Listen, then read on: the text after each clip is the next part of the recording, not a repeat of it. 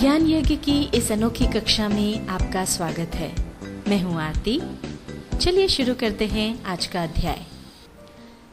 Tally ERP 9 के इस अध्याय में हम सीखेंगे यूनिट ऑफ मेजर बनाना और अल्टरनेट यूनिट बनाना तथा उसका उपयोग करना।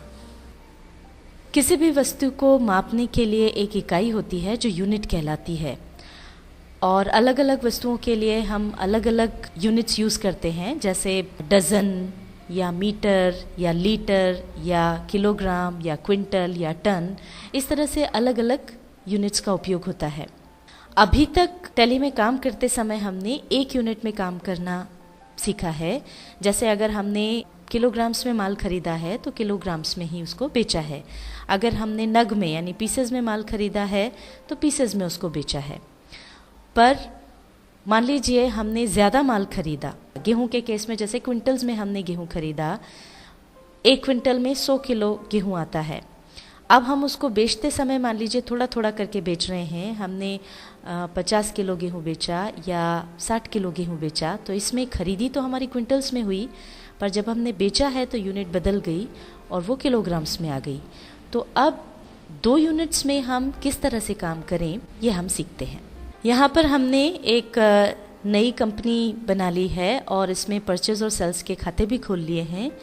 और अब हम सबसे पहले सिंपल यूनिट क्रिएशन सीखते हैं। हालांकि ये हम आपको पहले भी सिखा चुके हैं। इसके लिए सबसे पहले हम इन्वेंट्री इन्फो पर जाएंगे और यहाँ से हम जाएंगे यूनिट्स ऑफ मेजर पर। यूनिट हमको क्रिएट करना है, इसलिए यूनिट्स में क्रिएट पर जाएंगे। अब यहाँ सिंबल में हमको यूनिट का अगर कोई शॉर्ट फॉर्म है तो वो यहाँ पर लिख देना है। हम पहले किलोग्राम की बना रहे हैं, इसलिए यहाँ लिख देंगे kg। एंटर प्रेस करके आगे आएंगे और फॉर्मल नेम में लिख देंगे kilogram. Number of decimal places में जो भी यूनिट आप चुन रहे हैं, अगर उसकी फर्दर छोटी यूनिट में आप जाना चाहते हैं, जैसे 1 किलो में 1000 ग्राम्स होते हैं, तो अगर ग्राम में कोई माल बेचना हो तो यहाँ पर फिर हम 3 डेसिमल प्लेसेस चुन लेते।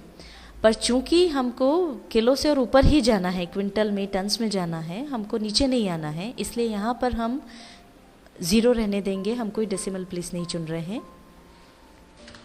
अब हम इसको एक्सेप्ट कर लेंगे एंटर प्रेस करके। अब जिस तरह से हमने किलोग्राम के लिए यूनिट क्रिएट की, उसी तरह से अब हम क्विंटल के लिए यूनिट क्रिएट करेंगे। यहाँ हमने क्विंटल लिख दिया है। अब दरअसल क्विंटल के लिए प्रायः कोई शॉर्ट फॉर्म यूज़ नहीं होता है, इसलिए हमने सिंबल में क्विंटल लिख दिया है। पर आप चाहें तो अपनी सुविधा के लिए यहाँ पर QUI लिख सकते हैं और फिर फॉर्मल नेम में क्विंटल लिख सकते हैं। पर चूंकि हमने क्विंटल यहाँ पर सिंबल में लिख दिया है, इसलिए अब हम फॉर्मल नेम वाली जो पट्टी है उसको छोड़ करके आगे बढ़ जाएंगे। अब 1 क्विंटल में 100 किलोग्राम होते हैं, तो यहाँ पर चूंकि हम किलो में चीज़ें बेचने वाले हैं, इसलिए यहाँ पर डेसिमल प्लेसेस हम चुन लेंगे 2। इसको एक्सेप्ट कर लेंगे। ये तो हमने सिंपल यूनिट्स क्रिएट कर ली हैं। अब हम यहाँ से बाहर जाएंगे एस्केप की दबाते हुए और स्टॉक क्रिएट करेंगे। और यहाँ से अब हम जाएंगे क्रिएट पर। अभी तक हमने 1 यूनिट में ही काम किया है। जिस यूनिट में माल खरीदा उसी में बेचा है। अब हम चाहते हैं 2 यूनिट्स में काम करना। मान लीजिए क्विंटल्स में हम माल खरीद रहे हैं और क्विंटल में ही उसे बेच सकते हैं या किलो में हम उसे बेच सकते हैं। तो इनको लिंक करने के लिए हमको एक ऑप्शन चालू करना होगा। उस ऑप्शन को चालू करने के लिए हम कॉन्फ़िगरेशन में जाएंगे। उसके लिए F12 की प्रेस करेंगे। स्टॉक आइटम कॉन्फ़िगरेशन में यहाँ पर नीचे हमको एक ऑप्शन मिलता है use alternate units for stock items. इसको हम यस कर देंगे। एंटर प्रेस करके आगे आ जाएंगे। अब यहाँ पर हमको स्टॉक आइटम क्रिएट करना है। मान लीजिए हम शुगर के लिए स्टॉक आइटम क्रिएट करना चाहते हैं, तो यहाँ पर हम नाम डाल देंगे शुगर। एंटर प्रेस करके आगे जाएंगे और ये हम प्राइमरी ग्रुप के अंदर ही इसको बनाएंगे। अब यहाँ पर ये जो 2 यूनिट्स हमने बनाई है, इसमें से हमको यूनिट चुनना है। और खरीदते तो जैसे हम ज़्यादा माल हैं तो हमने मान लीजिए क्विंटल में खरीदा, बेचते समय पर हम इसको टुकड़ों में बेचेंगे, तो ज़्यादा काम हमको जिस यूनिट का पड़ेगा वो है kg। तो यहाँ पर यूनिट्स में हम चुन लेंगे kg। अब अल्टरनेट यूनिट्स में हम चुनेंगे क्विंटल। अब कितने क्विंटल में कितने kg हैं ये हमको यहाँ पर बताना है। तो पहला 1 क्विंटल का है, तो यहाँ हम ले लेंगे 1। ये हमने इसको 1 क्विंटल कर दिया। अब यहाँ पर इसमें कितने kg आएंगे वो लिखना है, तो यहाँ पर हम लिख देंगे 100। एंटर प्रेस करेंगे और इसको एक्सेप्ट कर लेंगे एंटर प्रेस करते हुए। ये स्टॉक आइटम हमने क्रिएट कर लिया। इस तरह से अगर और कोई स्टॉक आइटम आपको क्रिएट करना हो तो आप कर सकते हैं। अब यहाँ से एस्केप की दबाते हुए बाहर निकल आएंगे। अब इन यूनिट्स का उपयोग देखने के लिए हम देखते हैं पहले एक परचेज़ की एंट्री। अकाउंटिंग वाउचर्स पे जाएंगे, यहाँ से हम ये परचेज़ वाउचर पर आ गए और अब हम इसमें एंट्री करेंगे। मान लीजिए हमने नगद माल खरीदा, कैश ले लेंगे, परचेज़ अकाउंट यहाँ पर आ जाएगा। आइटम है शुगर। मान लेते हैं हमने 1 क्विंटल शक्कर खरीदी। यहाँ पर हम क्वांटिटी में 1 डाल कर के यदि एंटर प्रेस करते हैं, अब ये अपने आप यहाँ पर 1 kg आ गया है, क्योंकि हमने जो प्राइमरी यूनिट चुनी थी वो kg थी। और अब हम इसको यहाँ पर एडिट नहीं कर सकते हैं, तो अब हमको इस एंट्री को कैंसिल करना होगा। इसके लिए एस्केप की दबा करके हम बाहर आ जाएंगे और वापस से नए सिरे से वाउचर चुनेंगे। अकाउंटिंग वाउचर्स में जा कर के वापस डिटेल्स यहाँ फिल कर लें। ये अब यहाँ पर क्वांटिटी में जब भी आप एंट्री करें तो आप ध्यान रखें कि आपने क्विंटल में खरीदा है माल या केजी में खरीदा है। अब हमने अगर क्विंटल में खरीदा है तो यहाँ पर हमको 1 क्विंटल लिखना होगा। अब जैसे ही हम एंटर प्रेस करेंगे तो ये अपने आप इसको कन्वर्ट करके 100 kg कर लेगा। और ये देखिए यहाँ पर नीचे अब 1 क्विंटल लिखा हुआ आ रहा है। अब रेट में यहाँ पर हमने 3000 रुपीज़ पर क्विंटल के हिसाब से शक्कर खरीदी है। अब ये यहाँ पर में इसने केजी ले लिया है, जबकि ये क्विंटल का भाव है, इसलिए यहाँ पर अब हमको लिखना होगा क्विंटल। ये एंट्री हो गई, इसको हम एक्सेप्ट कर लेते हैं कंट्रोल ए से। जिस तरह से हमने क्विंटल में माल खरीदा उसी तरह से क्विंटल में हम बेच भी सकते हैं, और जिस तरह से परचेस की एंट्री की उसी तरह से सेल्स की एंट्री भी कर सकते हैं। बस ये ध्यान रखें कि क्वांटिटी की एंट्री करते समय अगर आपने क्विंटल में माल खरीदा है या क्विंटल में अगर आप बेच रहे हैं तो यहाँ पर क्विंटल लिखें, और रेट में भी केजी के बजाय क्विंटल लिखें। यहाँ पर तो हमने स्टैंडर्ड यूनिट्स में काम करना सीखा। जैसे 1 क्विंटल में हमको पता है कि 100 किलोग्राम ही होते हैं और ये एक स्टैंडर्ड मानक इकाई है। पर कई बार ऐसा होता है कि जो 2 यूनिट्स हम ले रहे हैं वो इस तरह से स्टैंडर्ड इकाई नहीं होती है। मान लीजिए हम इंजन ऑयल का बिजनेस करते हैं, उसमें 1 कार्टन में कितने पैक्स या डिब्बे होंगे ये सर्टन नहीं होता है, ये संख्या बदलती रह सकती है। ऐसे में हम इन यूनिट्स का उपयोग किस तरह से करेंगे, आइए अब ये देखते हैं। यूनिट्स क्रिएशन के लिए हम यहाँ से बाहर जाएंगे एस्केप की दबाते हुए। अब जैसा पहले बताया था इन्वेंट्री इन्फो में जाएंगे, यहाँ से हम जाएंगे यूनिट्स ऑफ मेजर में, और यहाँ से हम क्रिएट पर जाएंगे। अब यहाँ पर हमको 2 यूनिट्स चाहिए, एक तो कार्टन और दूसरी पैक। हम कार्टन्स खरीदते हैं जिसके अंदर अलग अलग मात्रा में पैक्स आते हैं, तो पहले हम पैक की यूनिट बना लेते हैं।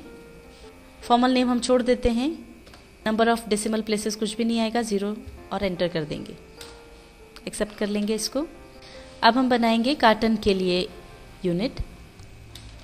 ये यहाँ पर हमने कार्टन लिख दिया है, फॉर्मल नेम छोड़ दे रहे हैं, यहाँ पर भी कुछ नहीं चाहिए, और अब इसको एक्सेप्ट कर लेते हैं। और अब यहाँ से हम बाहर आ जाते हैं। अब हम स्टॉक क्रिएट करेंगे, उसके लिए स्टॉक आइटम्स पे जाएंगे, क्रिएट पे जाएंगे।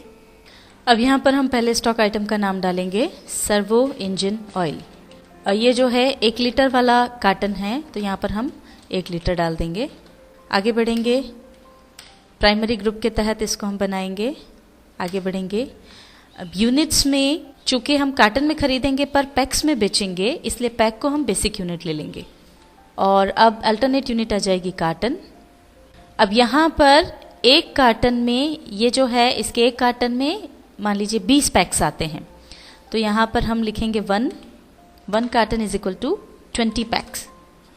तो यहाँ पर ये 20 कर लिया। अब इसको कंट्रोल ए से एक्सेप्ट कर लेंगे। अब हम दूसरा आइटम बना लेते हैं, ये भी सर्वो इंजन ऑयल है। ये आधा लीटर वाला कार्टन है, इसमें आधे लीटर के पैक्स आते हैं, तो यहाँ आधा लीटर लिख देंगे। आगे बढ़ेंगे, ये भी प्राइमरी ग्रुप्स के तहत बनेगा। आगे आएंगे, यहाँ पर भी यूनिट्स में बेसिक यूनिट पैक ले लेंगे और अल्टरनेट यूनिट कार्टन चुन लेंगे। इस कार्टन में 1 कार्टन में 40 पैक्स आते हैं, यहाँ 1 carton is equal to 40 pack. अब इस पूरे को कंट्रोल ए से एक्सेप्ट कर लेंगे।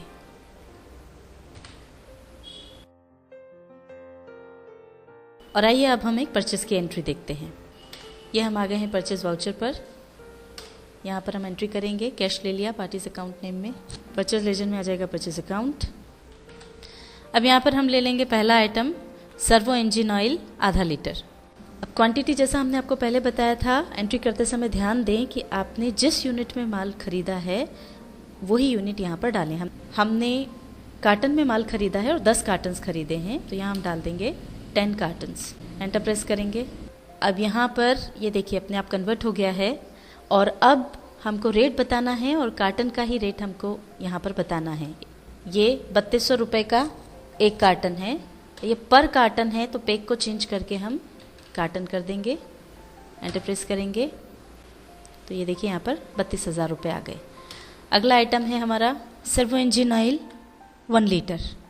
यहाँ पर भी हमने 10 कार्टन्स खरीदे हैं, 10 कार्टन्स डाल देंगे। इसका रेट है 3,000 रुपये पर कार्टन। पैक की जगह कार्टन कर देंगे। ये अमाउंट आ गया 30,000। अब यहाँ पर आप देख सकते हैं कि हमने दोनों ही केसेस में 10 कार्टन्स खरीदे हैं, पर यहाँ पर चूँकि एक कार्टन में 40 पैक्स हैं इसलिए ये क्वांटिटी 400 पैक्स आई, और यहाँ पर एक कार्टन में 20 पैक्स हैं इसलिए क्वांटिटी 200 पैक्स आई है। अब कंट्रोल ए से हम इस एंट्री को एक्सेप्ट कर लेंगे। आइए अब हम देखते हैं सेल्स की एंट्री। सेल्स वाउचर पर जाने के लिए F8 की प्रेस करना होगी। ये सेल्स वाउचर आ गया। अब यहाँ पर हम आगे आएंगे, पार्टीज अकाउंट नेम में कैश ले लेंगे। सेल्स लेजर हो जाएगा सेल्स अकाउंट। यहाँ पर सर्वो इंजन ऑयल 1/2 लीटर ये आइटम हो गया। मान लीजिए हमने 10 पैक बेचे इसके। अब यहाँ पर देखिए 10 पैक में ये 0 कार्टन बता रहा है, जो कि पॉसिबल नहीं है। ये गड़बड़ इसलिए आ रही है क्योंकि कार्टन की यूनिट क्रिएट करते समय हमने डेसिमल नंबर नहीं चुना था, वो 0 रखा था, इसलिए यहाँ पर ये 0 कार्टन बता रहा है। अब इस गलती को सुधारने के लिए पहले हमको कार्टन की यूनिट में अल्ट्रेशन करना पड़ेगा, इसलिए पहले हम इसको कैंसिल करते हैं, बाहर निकलते हैं यहाँ से एस्केप की दबाते हुए। यूनिट अल्ट्रेशन के लिए अब हम जाएंगे इन्वेंट्री इन्फो पर। यहाँ से जाएंगे यूनिट्स ऑफ मेजर में, ऑल्टर में जाएंगे। अब एक कार्टन चुन लेंगे। अब यहाँ पर हमको नंबर ऑफ डेसिमल प्लेसेस में हमने 3 डाल दिया। यहाँ पर हम आपको 2 बातें और बता दें। पहली तो ये कि आपने जो डेसिमल प्लेसेस यहाँ पर चुने हैं, नंबर ऑफ डेसिमल प्लेसेस जो चुने हैं वो कम नहीं हो सकते, ज़्यादा में से इंक्रीज़ किए जा सकते हैं, डिक्रीज़ नहीं किए जा सकते। जैसे अगर हमने यहाँ पे 3 चुन लिया है तो आगे अगर कभी ज़रूरत पड़े तो आप इसको ऑल्टर करके 4 कर सकते हो, 5 कर सकते हो, पर 3 से कम यानी 2 या 1 नहीं कर सकते हो। दूसरी बात ये कि अगर आपने यूनिट क्रिएट करने के बाद परचेज या सेल की एंट्री कर ली है, उस यूनिट को यूज़ कर लिया है, तो फिर आप उस यूनिट को डिलीट नहीं कर सकते हैं। इसलिए यूनिट क्रिएशन के समय इन बातों का विशेष ध्यान रखें। अब हम इसको एक्सेप्ट कर लेंगे एंटर प्रेस करते हुए, यहाँ से बाहर आ जाएंगे। अब सेल्स की एंट्री हम वापस करते हैं। इसके लिए अकाउंटिंग वाउचर्स पर जाएंगे। ये सेल्स वाउचर पर आ गए। अब हम आगे जाएंगे, पार्टीज अकाउंट नेम में कैश आ जाएगा, सेल्स लेजर में आ जाएगा sales account. Name of item पहला सर्वो इंजन ऑयल 1/2 लीटर, ये 10 पैक यहाँ क्वांटिटी में हम डाल देंगे।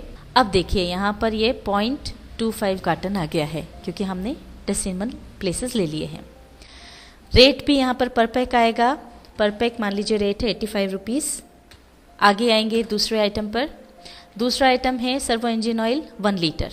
इसको मान लीजिए हम कार्टन में बेच रहे हैं और 5 कार्टन हम बेच रहे हैं, तो यहाँ पर हमको 5 कार्टन डालना होगा। तो ये देखिए इसमें 1 लीटर के कार्टन में 20 पैक्स आते हैं, तो 5 कार्टन में 100 पैक्स हो गए। अब यहाँ पर जो रेट हम देंगे वो भी कार्टन के हिसाब से देंगे, तो पर कार्टन 3100 रुपये हमने डाल दिया। पैक को कार्टन कर देंगे और अब इस एंट्री को हम एक्सेप्ट कर लेंगे कंट्रोल ए से। टैली ERP 9 के इस अध्याय में हमने सीखा यूनिट ऑफ मेजर बनाना और अल्टरनेट यूनिट बनाना तथा उसका उपयोग करना।